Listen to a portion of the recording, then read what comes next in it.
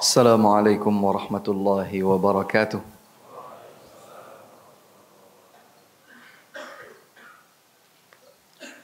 Alhamdulillah. Alhamdulillahilladzi arsala rasulahu bil huda wa dinil haqq liyuzhirahu 'alad dini kullihi wa kafa billahi shahida. Asyhadu an la ilaha illallah wahdahu la syarika lahu iqraran bihi wa tauhida. Wa asyhadu anna nabiyyana Muhammadan abduhu wa rasuluh sallallahu alaihi wa ala alihi wa ashabihi wa sallama tasliman mazida. Amma ba'du. Allahumma inna nas'aluka ilman nafi'a wa rizqan tayyiba wa amalan mutaqabbala. Allahumma 'allimna ma yanfa'una wanfa'na bima 'allamtana wa zidna ilma. Allahumma ati nufusana taqwaha zakkiha anta khairu man zakkaha anta waliyuha wa maulaha. Thumma amma ba'du. Ayyuhal ikhwatul kiram wal akhawatul karimat, sepantasnya lah masing-masing dari kita senantiasa bersyukur kepada Allah Subhanahu wa ta'ala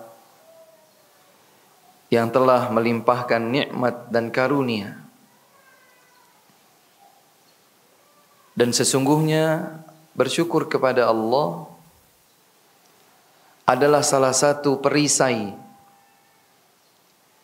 yang akan membentengi seorang hamba dari ancaman siksa dan azab Allah Subhanahu wa ta'ala.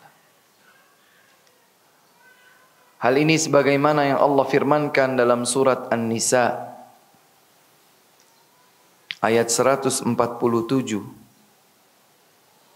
Allah Subhanahu wa ta'ala berfirman menyatakan,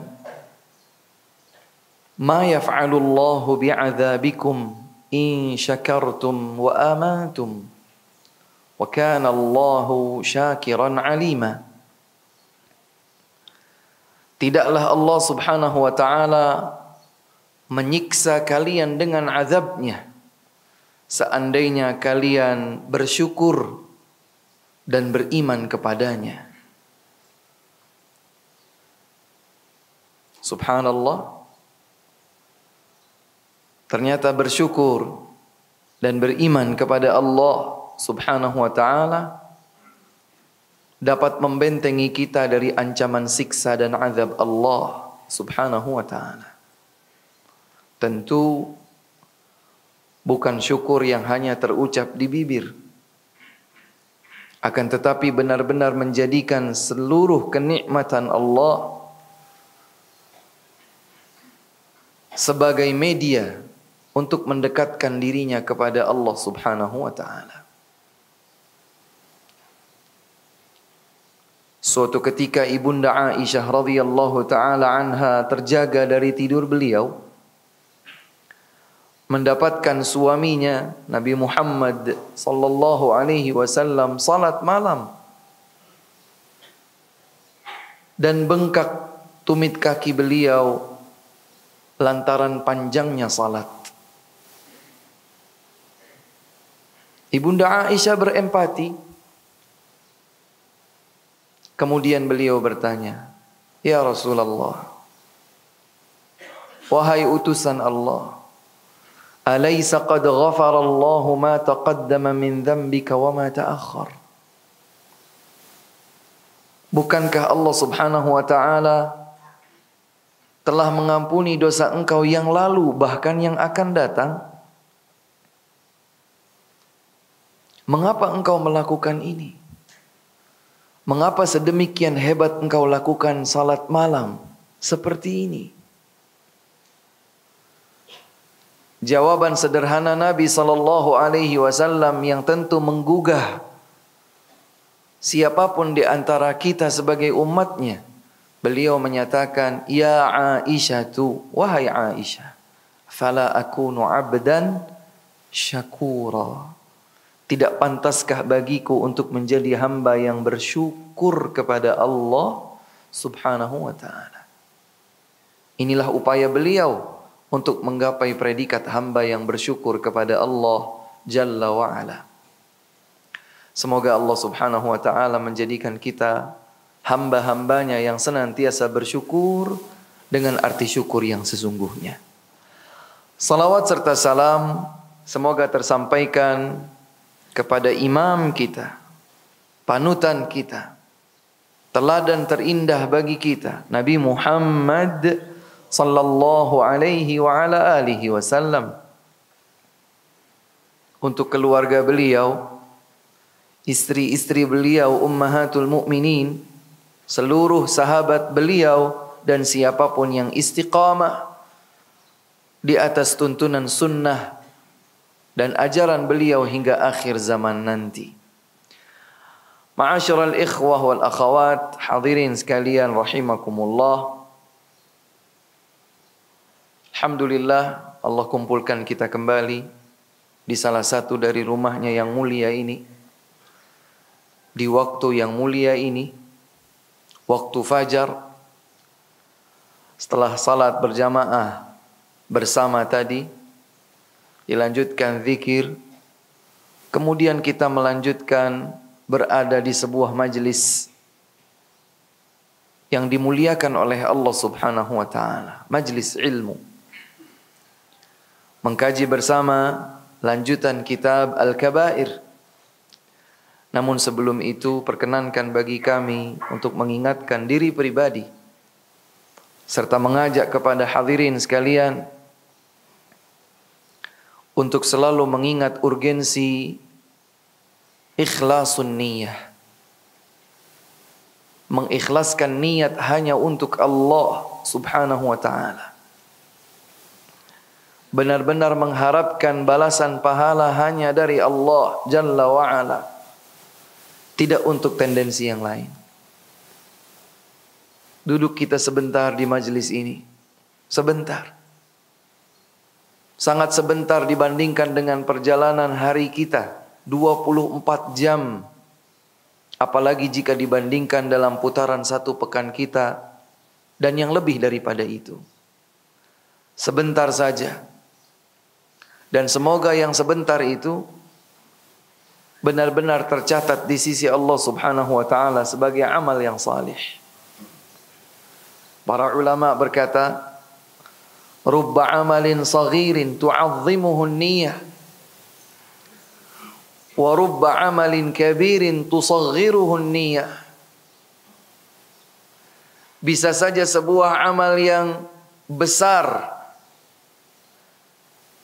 pada pandangan manusia besar, tapi ternyata ia kecil di sisi Allah disebabkan niatnya.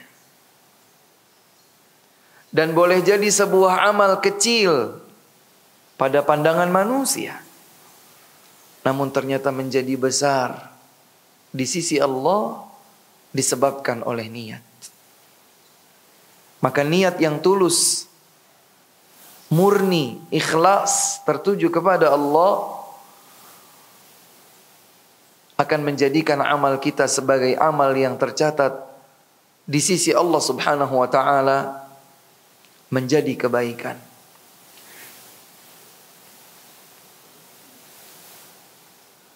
Para ulama yang lain berkata, ikhlasu sa'atin najatul abad,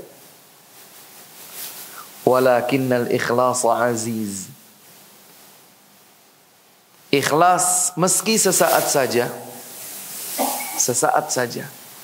Ikhlas sesaat saja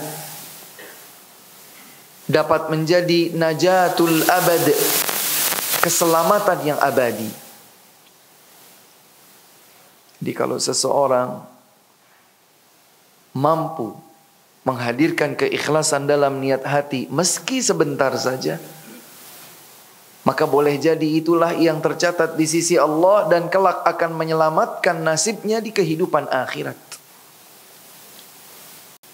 fulan terbukti telah melakukan amal sedikit tapi ikhlas, boleh jadi itulah yang menyelamatkannya dari ancaman neraka Allah Subhanahu wa taala. Seseorang mungkin akan berkata, "Oh, kalau begitu mudah. Gara-gara ikhlas sebentar akan menjadi keselamatan yang abadi." Maka ulama tersebut menyatakan, "Walakinnal ikhlasa aziz." Yang perlu dicatat adalah bahwa keikhlasan itu berat.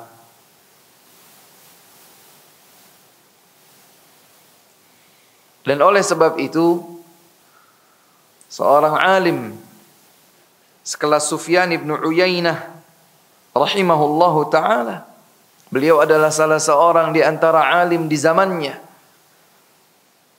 Beliau adalah salah satu perawi hadis-hadis. Beliau pernah berkata, "Ma'alajtu nafsi, ma'alajtu syai'an ashadda ala nafsi minan niyyah." Aku tidak pernah mengobati sesuatu pada diriku yang lebih berat daripada niat. Ini seorang alim.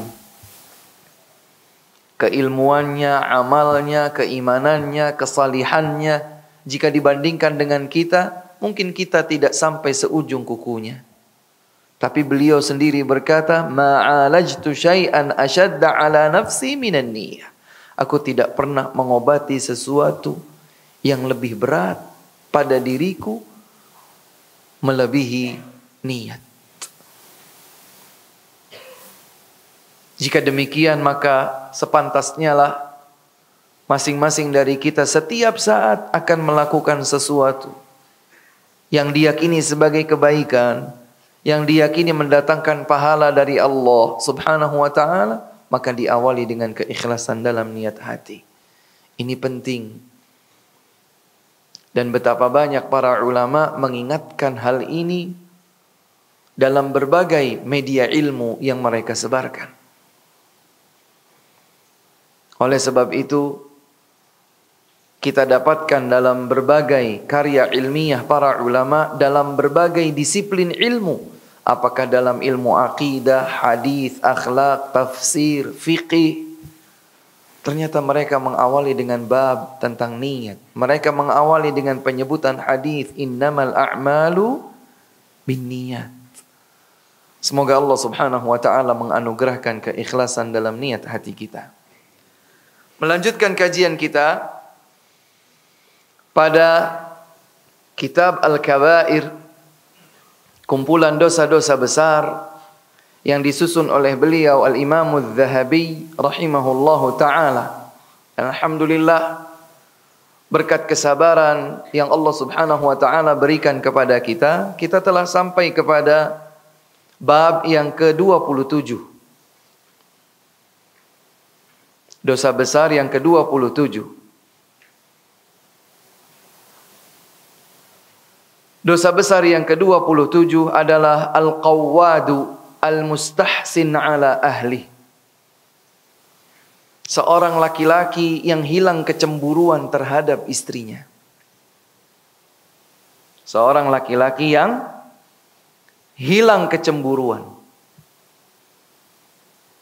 Dia tidak merasa keberatan kalau istrinya dan kehormatan yang ada pada istrinya diambil, direnggut, dinikmati oleh orang lain.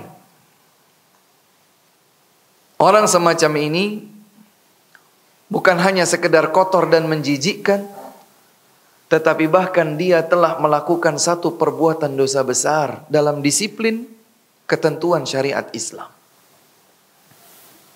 Seorang laki-laki yang tidak memiliki kecemburuan terhadap istrinya, dia biarkan istrinya tidak menjaga kehormatan diri. Dia tidak merasa tergerak hati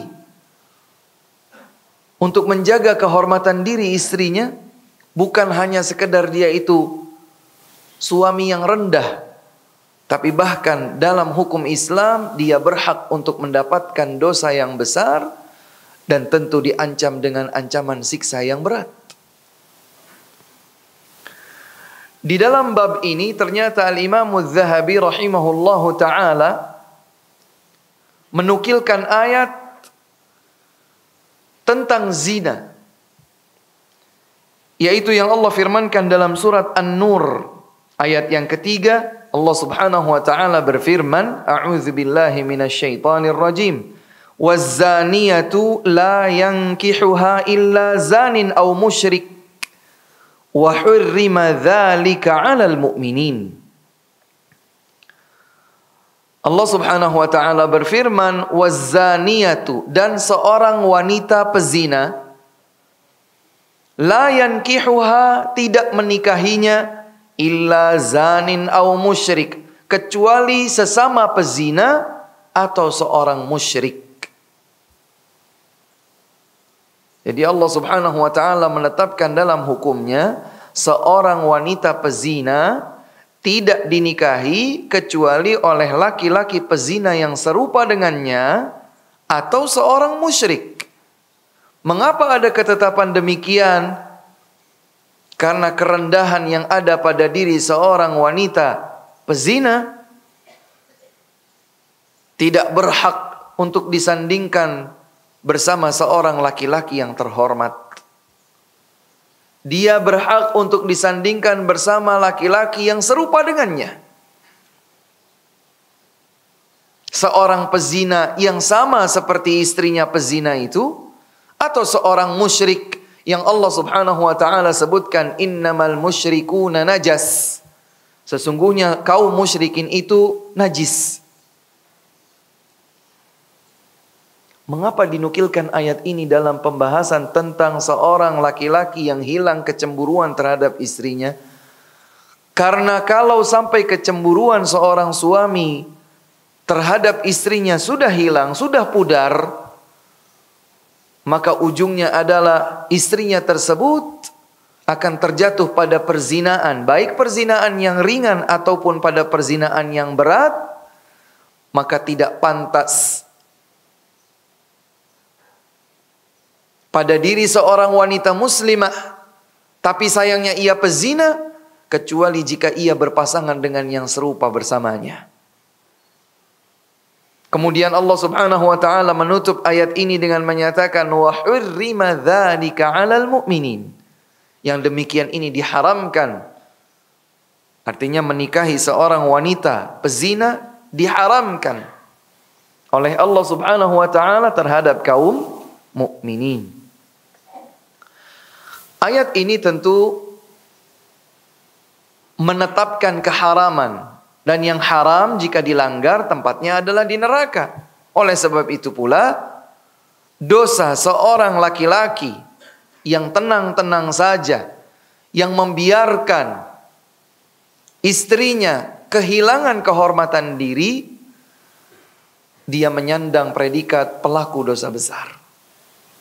Ia membiarkan istrinya melakukan keharaman yang bahkan menyebabkan keharaman bagi diri suaminya. Wa hurrima dzalika 'alal mu'minin. Menikahi seorang wanita pezina diharamkan bagi laki-laki kaum mukminin. Kemudian berikutnya Al-Imam Az-Zahabi rahimahullahu taala membawakan hadis dari Abdullah bin Umar radhiyallahu anhuma bahwa Rasulullah sallallahu alaihi wasallam bersabda, "Thalathatun la yadkhulunal jannah." Ada 3 orang yang tidak masuk surga.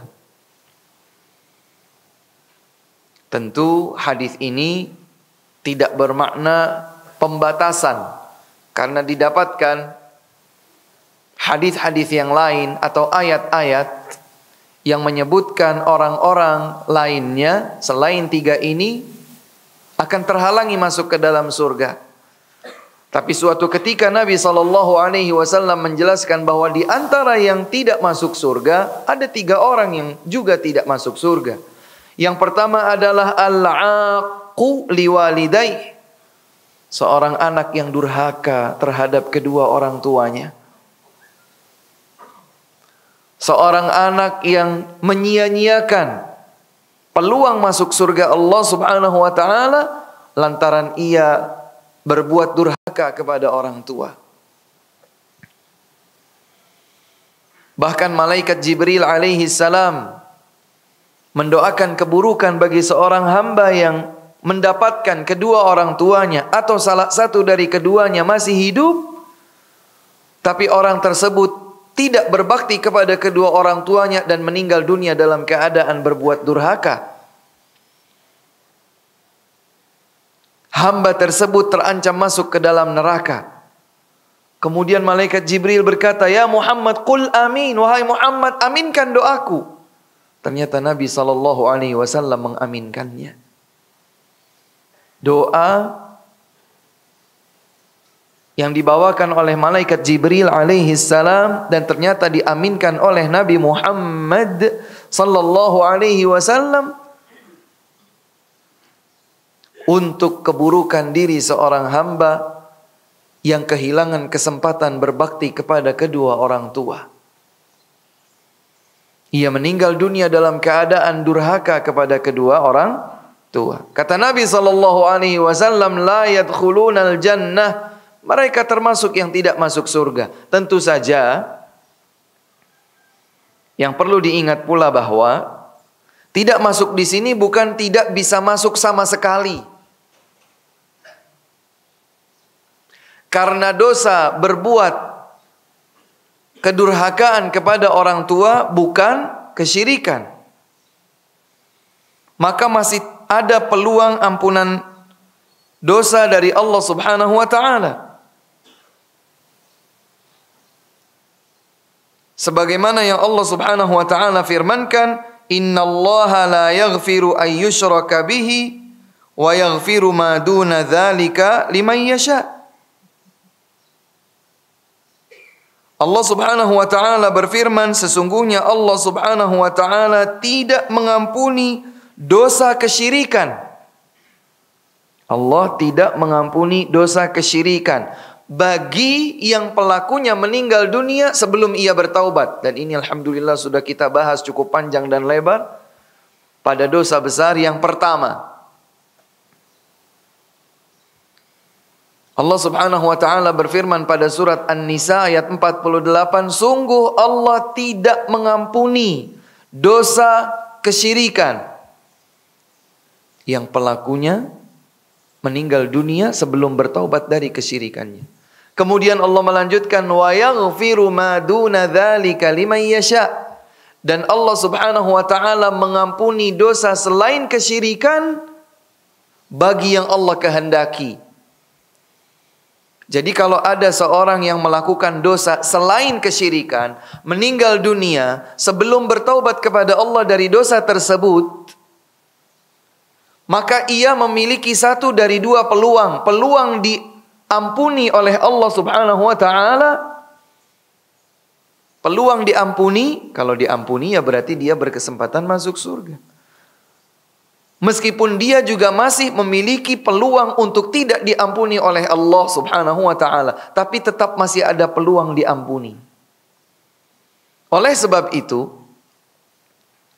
kalau ada keterangan la yadkhulunal jannah, tidak masuk ke dalam surga, atau dakhalan nar, masuk ke dalam neraka, terhadap para pelaku dosa selain kesyirikan, maka ayat atau dalil yang menyebutkan tidak masuk surga atau masuk ke dalam neraka dikombinasikan, dikompar dengan ayat 48 dalam surat An-Nisa, wa yaghfiru ma duna dzalika liman yasha. Allah akan mengampuni dosa selain kesyirikan bagi yang Allah kehendaki, tapi dia tidak buru-buru masuk ke dalam surga, tidak langsung masuk ke dalam surga, akan tetapi terhalangi masuk surga, dia harus masuk ke dalam neraka terlebih dahulu. Yang pertama adalah seseorang yang durhaka kepada kedua orang tuanya. Yang kedua adalah ad-dayyuth. Ini yang menjadi pembahasan kita. Laki-laki yang kehilangan kecemburuan terhadap istrinya. Seorang laki-laki yang tidak memiliki kecemburuan saat kehormatan istrinya terganggu atau bahkan hilang.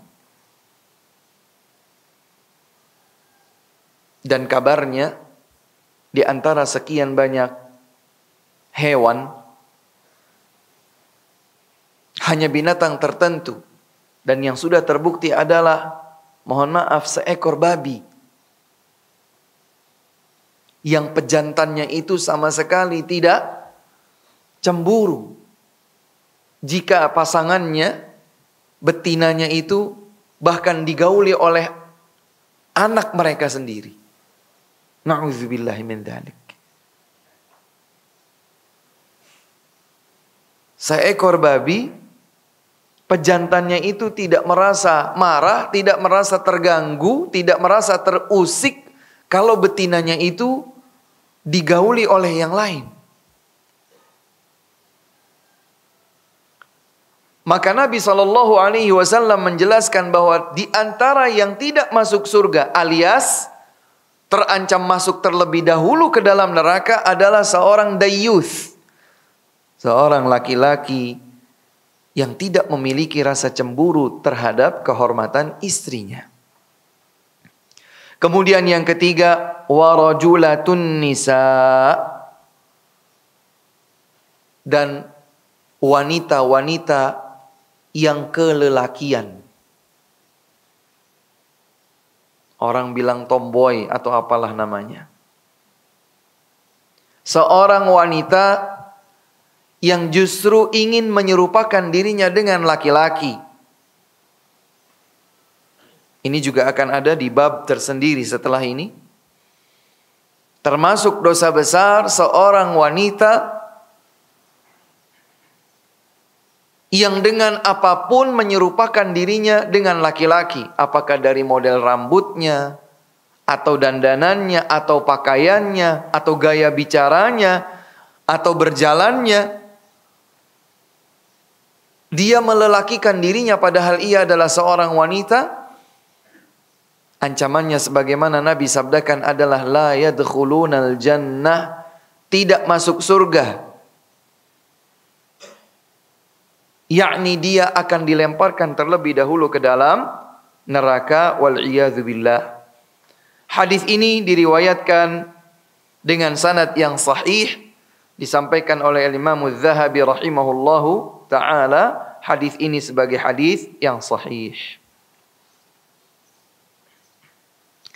Kemudian di akhir dari bab ini hanya dua dalil saja yang disebutkan oleh Al-Imam Az-Zahabi, yaitu ayat tadi dalam surat An-Nur ayat ketiga, kemudian hadis Ibnu Umar ini dalam bab dosa besar yang ke-37. Kemudian beliau di akhir dari bab ini berkata, "Faman kana yadhunnu bi ahlihi al-fahishata wa yataghafal li mahabbatin fi'a." Barang siapa seorang suami memperkirakan adanya perbuatan keji, perzinaan dilakukan oleh istrinya, dan ia pura-pura tidak tahu,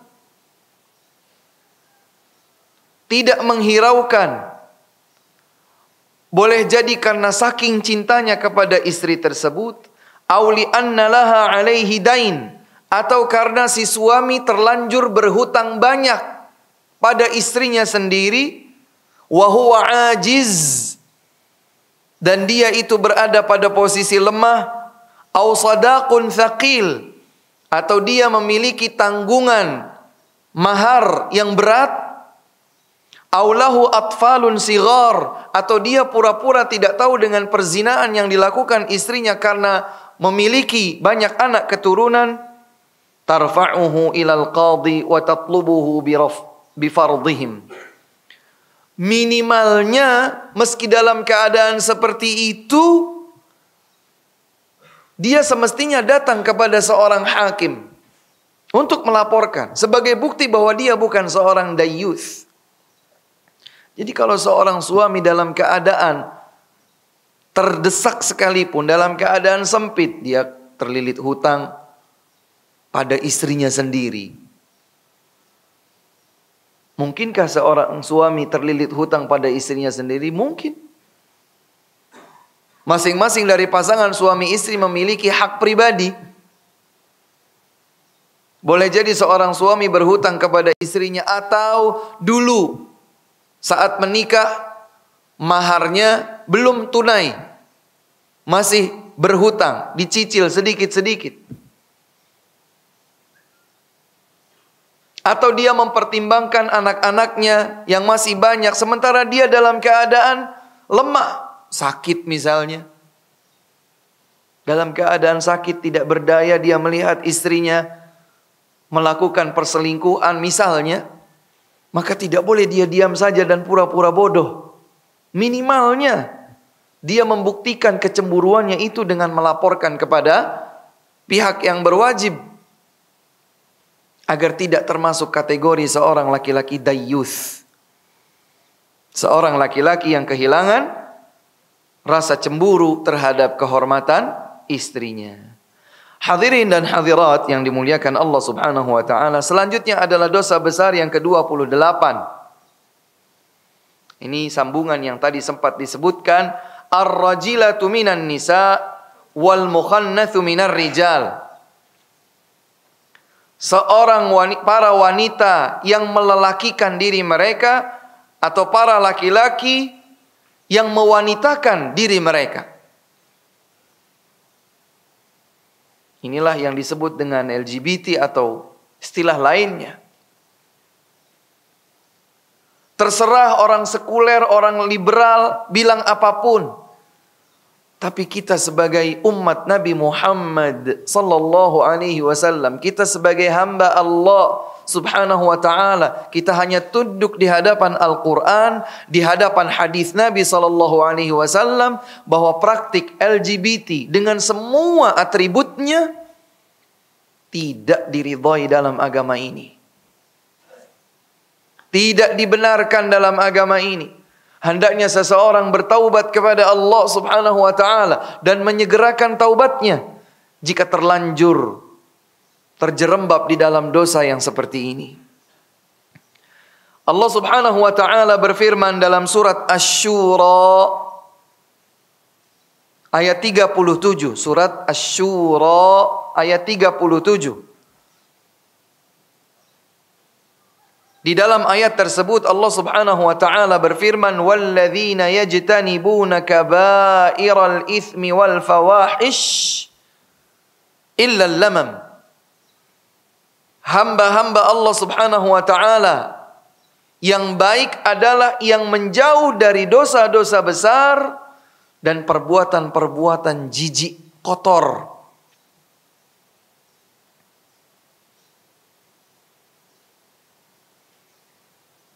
Kabarnya, wallahu a'lam, seseorang bisa mengalami penyimpangan dalam hal ini disebabkan tumpukan dosa. Artinya ketika seseorang terus-menerus wal'iyadzubillah melakukan kemaksiatan kepada Allah Subhanahu wa taala, berzina misalnya, saking keterusannya dia berzina, seorang laki-laki berzina dengan para wanita, maka sampai titiknya syaitan akan menggelincirkannya dalam dosa yang lebih menjijikkan. Dia berpikir bahwa pasangan zinanya, lawan jenis itu, sudah tidak lagi menarik, sudah tidak lagi membuat dia bisa berfantasi dengan syahwatnya. Maka kemudian ia berpikir sesuatu yang abnormal. Tumpukan-tumpukan dosa dapat menjadikan seorang hamba tergelincir lebih jauh, terperosok lebih jauh pada dosa-dosa dan maksiat. Maka Allah Subhanahu wa taala menyebutkan hamba-hamba Allah yang salih adalah mereka yang menjauh dari perbuatan-perbuatan yang kotor, jijik, jorok, dan menjauhkan diri mereka dari berbagai bentuk perzinaan dan kemaksiatan.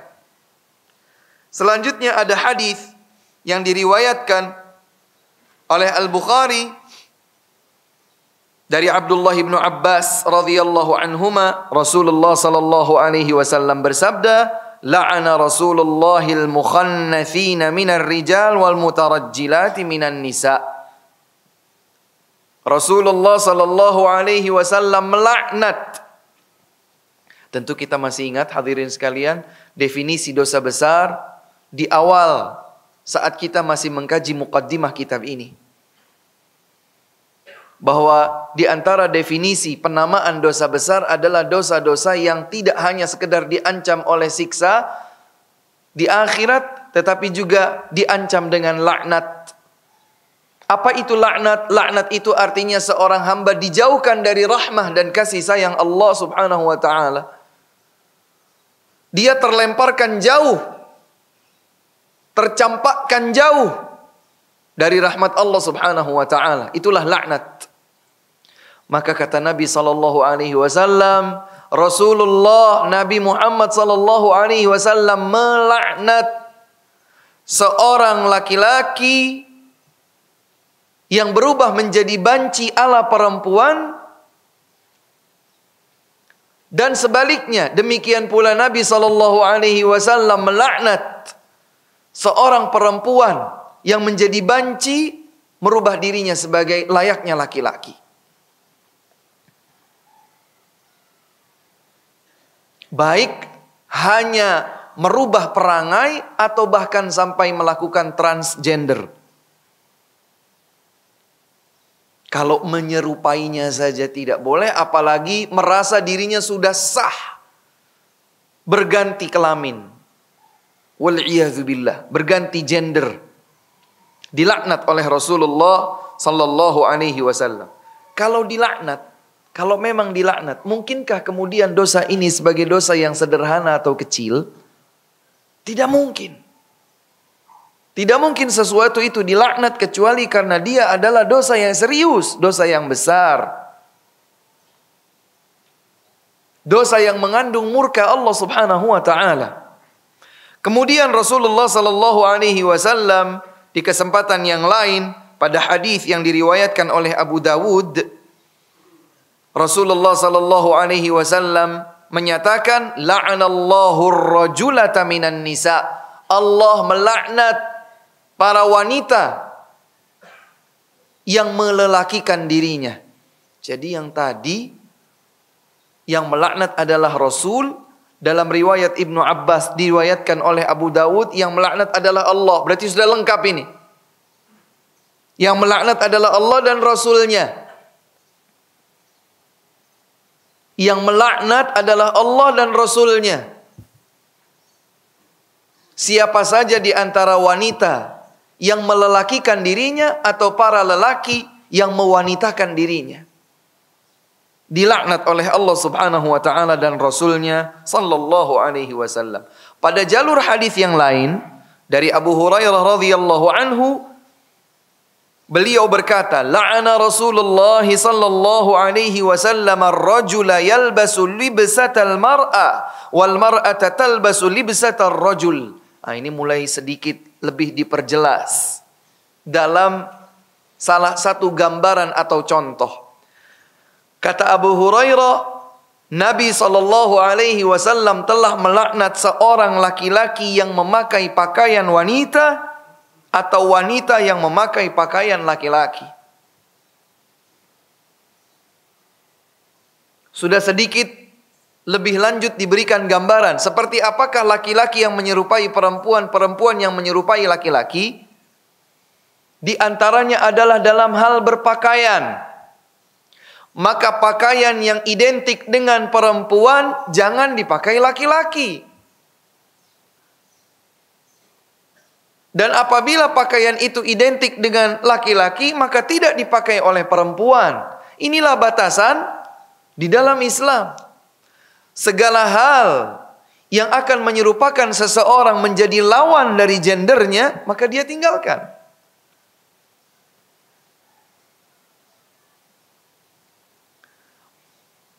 Para ulama menjelaskan, beliau Syekh Masyhur bin Hasan Al-Salman hafizahullahu taala dalam syarah kitab Al-Kabair menjelaskan begitu banyak penjelasan cukup panjang dan lebar dalam pembahasan ini. Beliau mengkaji juga apa yang dijelaskan oleh para ulama bahwa tidak hanya sebatas berpakaian, bahkan hal-hal yang identik dengan perempuan seperti misalnya menggunakan perhiasan anting. Coba kilas balik. Anting itu sebetulnya terpahami dipakai oleh siapa? Laki-laki atau perempuan?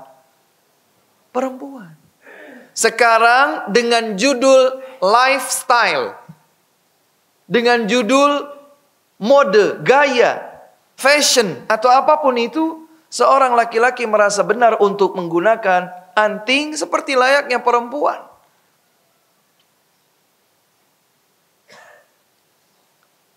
Maka ini termasuk ke dalam at-tasyabbuhu bin nisa, menyerupakan diri dengan perempuan. Atau gelang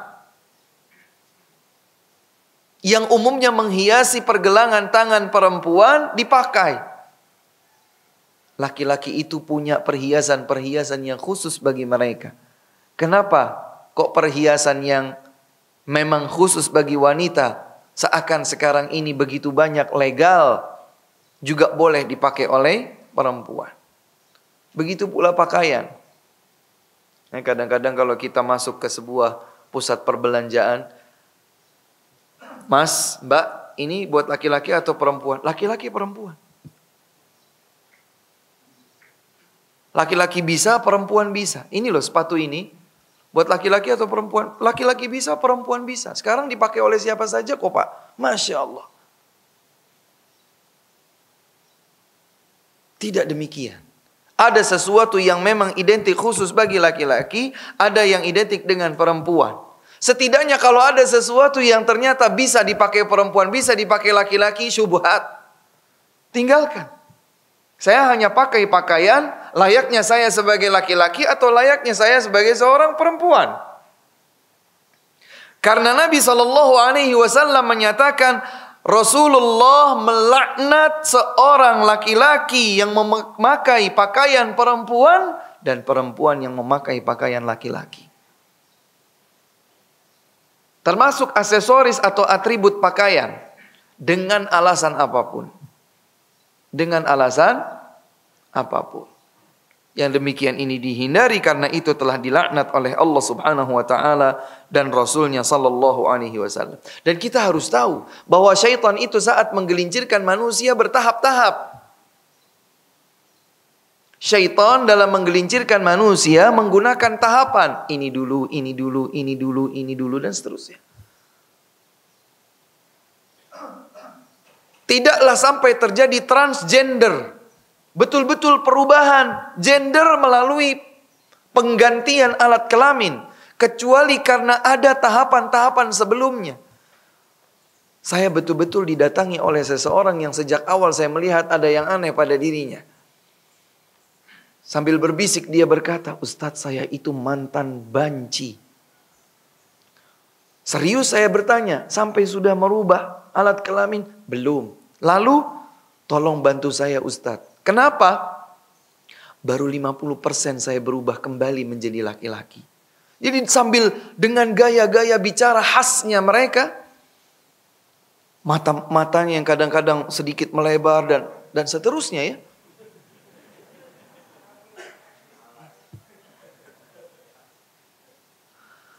Jadi bagi dunia mereka yang seperti itu dianggap eksistensi hidup. Terus saya mendengarkan keterangannya. Maka saya jelaskan, bertaubat kepada Allah Subhanahu wa taala itu memiliki syarat. Tidak disebut sebagai taubat yang nasuha jika syaratnya tidak dipenuhi. Salah satunya adalah at-tarku, meninggalkan keseluruhan, jangan ditinggalkan cuma 50%. Kalau ditinggalkannya hanya sekian persen, tersisa sekian persen, maka berarti Anda belum bertaubat kepada Allah.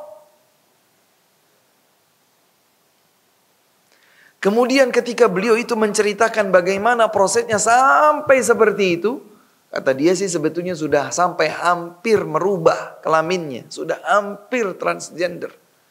Dalam kurun waktu yang singkat saja, hanya 3 tahun, bayangkan. Ternyata itu berawal dari dia itu melihat salah satu anggota keluarganya sering tidak menjaga aurat, terlihat auratnya. Sesama laki-laki. Dia sebut ayahnya atau pamannya, saya lupa. Di rumah itu sering tidak menjaga atau tidak menutup aurat, hanya cuma pakai celana dalam saja. Kelihatan sama anak laki-lakinya atau sama keponakan laki-lakinya, syaitan bermain. Sedikit, sedikit, sedikit, sedikit. Sampai kemudian ia terjatuh wal'iyadzubillah dalam dosa besar. Rasulullah sallallahu alaihi wasallam bersabda dalam hadis yang lain, diriwayatkan oleh Imam Muslim, "Sinfani min ahlin nar lam arahuma." Ada 2 penghuni neraka yang aku belum sempat melihatnya. Qaumun ma'ahum siyatun ka'adhnabil baqari yadribuna bihan nas. Yaitu kaum, sekelompok orang yang memiliki pecut seperti ekor-ekor sapi, mereka cambukkan, mereka pukulkan kepada manusia. Ini adalah bentuk kiasan tentang para pemimpin yang zalim. Para pemimpin yang berbuat kezaliman. Dan kita sudah bahas pada dosa besar sebelumnya dan beberapa sebelumnya lagi tentang para pemimpin yang tidak menegakkan hukum Allah subhanahu wa ta'ala. Para pemimpin yang tidak menjalankan keadilan pada kepemimpinannya. Pemimpin yang semena-mena. Mereka adalah para pelaku dosa besar. Ternyata ada hadis lain menyatakan ada 2 golongan, ada 2 jenis penghuni neraka. Kata Nabi, aku belum sempat melihat keduanya. Belum pernah Nabi SAW mendapatkan yang seperti itu. Yang pertama adalah sekelompok orang, para pemimpin yang memiliki cambuk-cambuk seperti ekornya sapi, dan dengannya, dengan kesemena-menaannya, dia mencambukkan cambuk tersebut kepada manusia. Kemudian yang kedua, wanisaun kasiyatun ariyatun ma'ilatun mumilat. Dan para wanita yang berpakaian namun telanjang, mereka berlenggak-lenggok dengan kepala dan tubuh mereka saat berjalan. Ru'usahunna ka'asnimatil bukhtil ma'ilah. Kepala-kepala mereka, para wanita tersebut yang berpakaian namun telanjang dan berlenggak-lenggok tadi, di kepala mereka ada seperti punuk onta. Mendandankan rambutnya seperti pakai punuk onta, atau seperti ada punuk onta di atas kepalanya. Nah, ini juga perlu kita tanamkan kepada keluarga kita yang wanita, agar mereka menjaga saat mereka berhias diri, menghindar dari hal-hal yang diancamkan di dalam Islam. Ya. Kira-kira semakin banyak atau tidak ini para wanita yang seperti ini, Pak? Bahkan saat memakai jilbab gaul itu sekalipun. Sebagian wanita tidak memakai jilbab, memperlihatkan seperti yang pernah disabdakan oleh Nabi lebih dari 14 abad yang lalu. Tanpa pakai jilbab, dia bikin seakan di kepalanya ada yang tinggi layaknya punuk onta. Bahkan juga sebagian orang sekarang dengan gaya jilbab gaulnya. Atau apalah, saya nggak tahu, jilbab yang kadang-kadang cuma disematkan di sini. Pakai jilbab, tapi kepalanya kayak ada 2. Kepalanya kayak ada. Nabi SAW sudah menggambarkan ini lebih dari 14 abad yang silam. Dan kita harus ingat sekali lagi, syaitan selalu mempermainkan manusia agar tergelincir di dalam dosa. Salah satu dari dua yang belum pernah dilihat oleh Nabi SAW adalah para wanita yang seperti ini. Mereka berpakaian tapi kayak telanjang. Entah dengan transparansi pakaiannya, atau pakaian yang masih membentuk lekuk tubuhnya persis, tidak ada yang dibuang. Semua bentuk lekuk tubuhnya diperlihatkan. Karena ketat, karena modelnya begini begitu. Dia berpakaian tapi justru dengan pakaiannya itu laki-laki semakin terpancing untuk bersyahwat mendatanginya. Wal'iyadzubillah. Dia melenggak-lenggokkan jalannya, ternyata di kepalanya ada seperti punuk onta. Ka'asnimatil bukhti al-ma'ilah. Seperti punuk onta. Nabi bersabda, la yadkhulnal jannah wa la yajidna rihaha.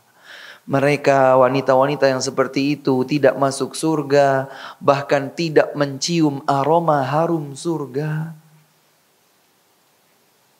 Wa inna rihaha latujadu min masirati kadza wa kadza.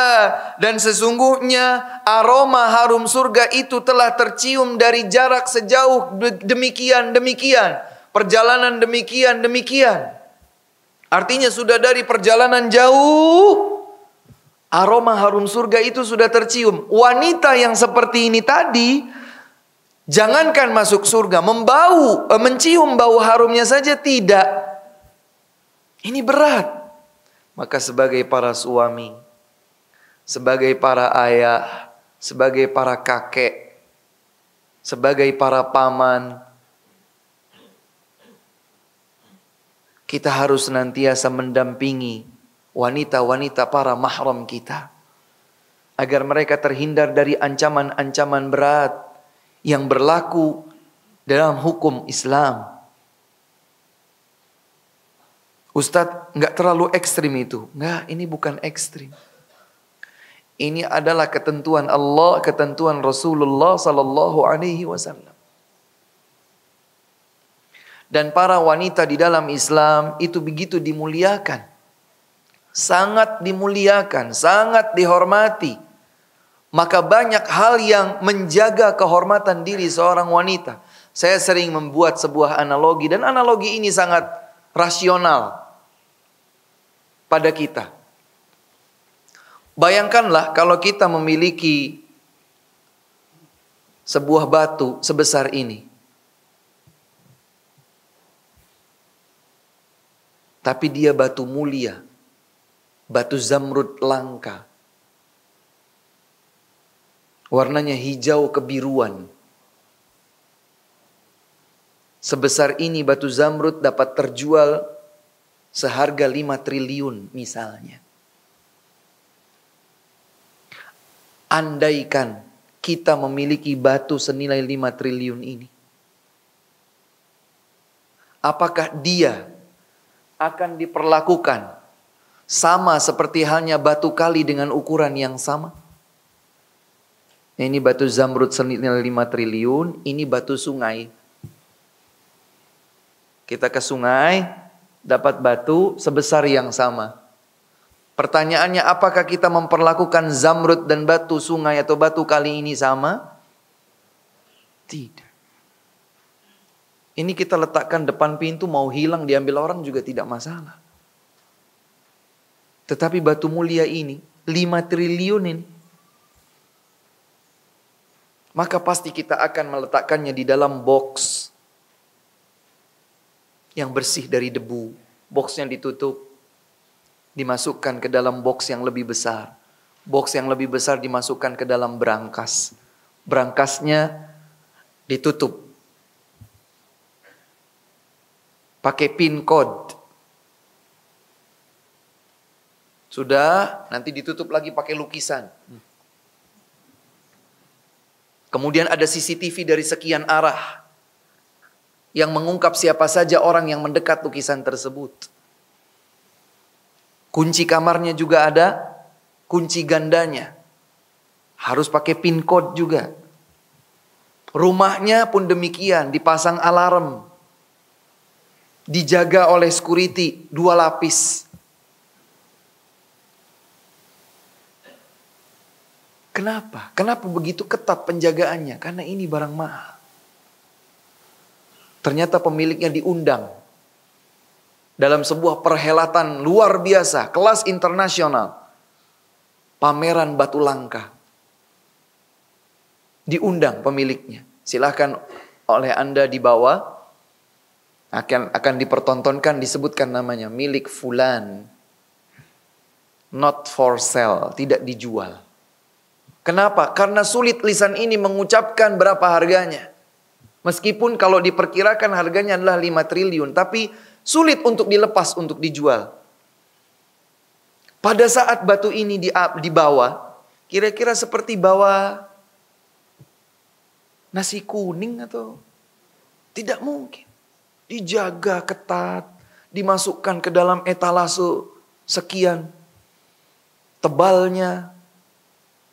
Ada laser ke sana ke sini. CCTV di sana sini. Security. Cara membukanya pun harus pakai screen apa ini? Kemudian pakai. Kenapa seperti ini repotnya terhadap batu yang segenggaman saja? Karena dia mulia. Maka ia dijaga, dirawat sedemikian repot.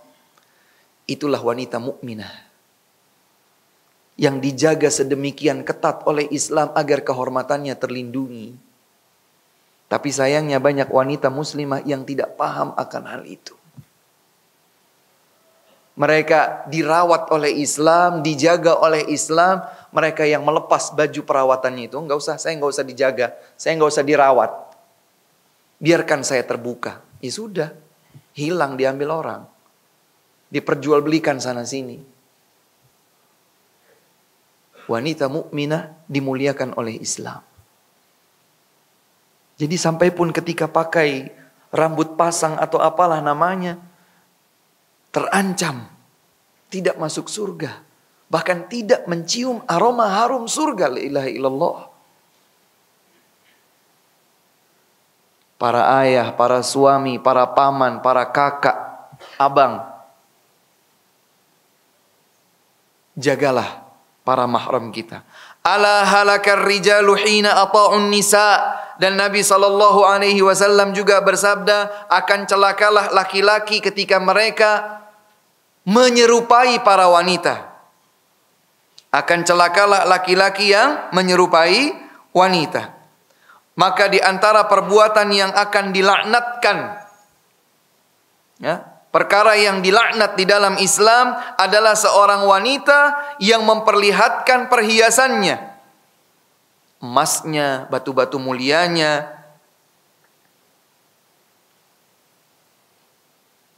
Apa itu? Mutiara lah atau apa. Kadang-kadang sebagian wanita pakai anting karena antingnya itu mungkin mahal atau apa begitu ya. Pakai jilbab, jilbabnya itu hanya menutupi separuh telinga. Tetap diperlihatkan. Kata Imam Az-Zahabi rahimahullahu ta'ala, di antara perbuatan yang pelakunya akan dilaknat adalah para wanita yang memperlihatkan hiasan dirinya, emasnya, mutiaranya atau yang lain dari balik hijabnya. Jadi sebetulnya boleh atau tidak Ustaz? Boleh pakai perhiasan itu di hadapan suamimu. Berhiaslah, percantik dirimu di hadapan suamimu.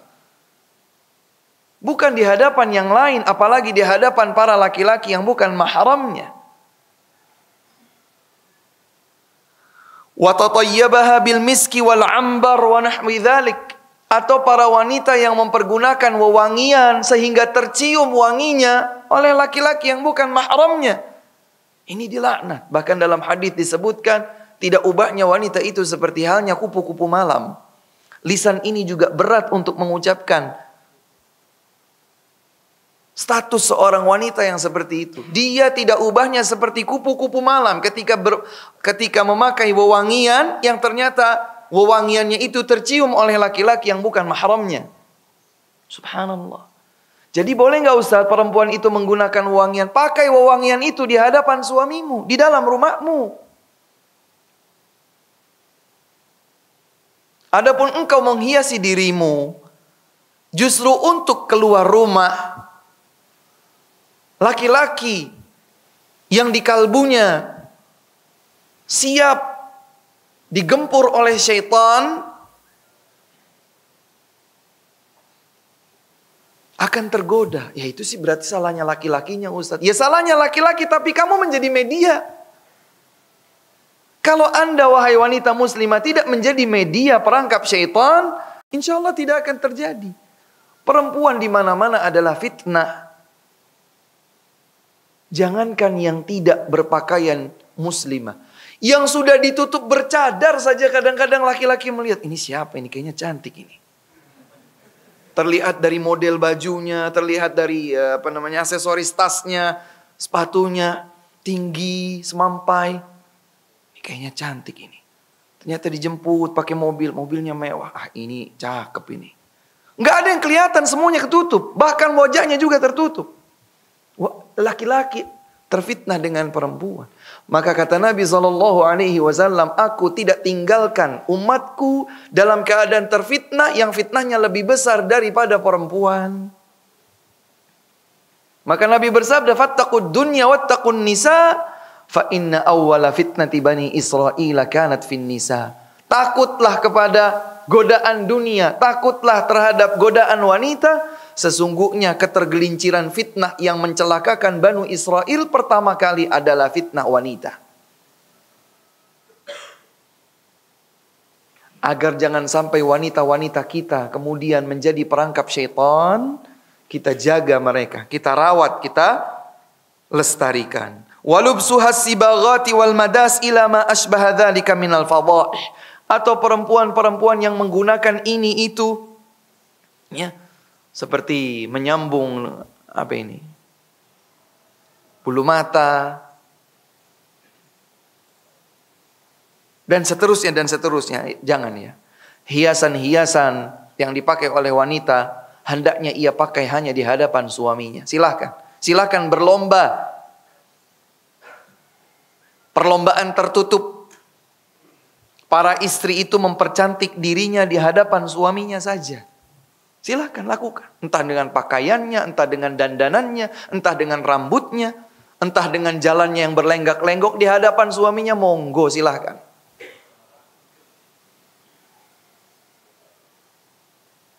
Silahkan berliuk-liuk tapi di hadapan suaminya, silahkan.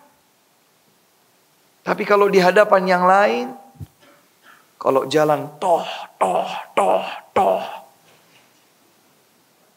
Sudah begitu pakai gelang kaki pula.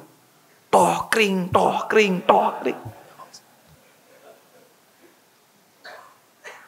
Ustadz saja ini yang terlalu halu ini Ustadz. Kita biasa saja, justru itu yang paling bahaya. Dosa sudah dianggap biasa, hatinya mati, tidak melihat ini sebagai dosa. Ini Ustadz aja yang parno nih.